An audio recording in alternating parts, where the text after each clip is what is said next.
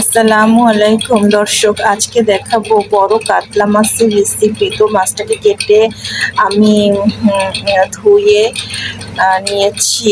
কয়েক টুকরা মাছ আজকে শুধু রান্না করার জন্য নিয়েছি, বাকিটা রেখে দিয়েছি। আমার যতটা লাগবে ঠিক ততটাই নিয়েছি। তো মাছগুলোকে প্রথমে হলুদের গুঁড়া, মরিচের গুঁড়া এবং লবণ মাখিয়ে নিলাম। তারপরে তেল গরম করে সেই তেলের উপর উল্টে পাল্টে দুই পাশ হালকা একটা ভাজা দিয়ে নিব। অনেক বেশি ভাজা করব না, তাহলে খেতে বড় মাছ স্বাদ লাগবে না। হালকা ভাজা করলেই মাছটা খেতে স্বাদ লাগবে। তো চলে যাব রান্নার জন্য। রান্নার জন্য প্রথমে তেল গরম করে তার ভিতরে পেঁয়াজ কুচি দিয়ে একটু লালচা করে ভেজে নিয়েছি।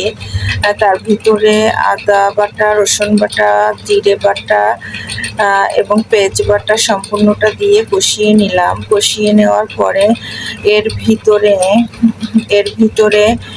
মাছগুলো দিব। মাছগুলো দিয়ে মশলাটা যখন কষানো হয়ে যাবে তখন হালকা একটু পানি দিয়ে মাছগুলো দিয়ে গায়ে লাগায় নেবেন, তাহলে মাছটা খেতে স্বাদ লাগবে। একটু পানি দিয়ে 10 মিনিটের মতো ঢাকনা দিয়ে রান্না করবেন। ঠিক এরকম একটা অবস্থায় মাছটা নামিয়ে ফেলবেন। আল্লাহ হাফেজ। দেখা হবে অন্য কোনো সময়, আবার অন্য কোনো ভিডিওতে। ভালো থাকবেন।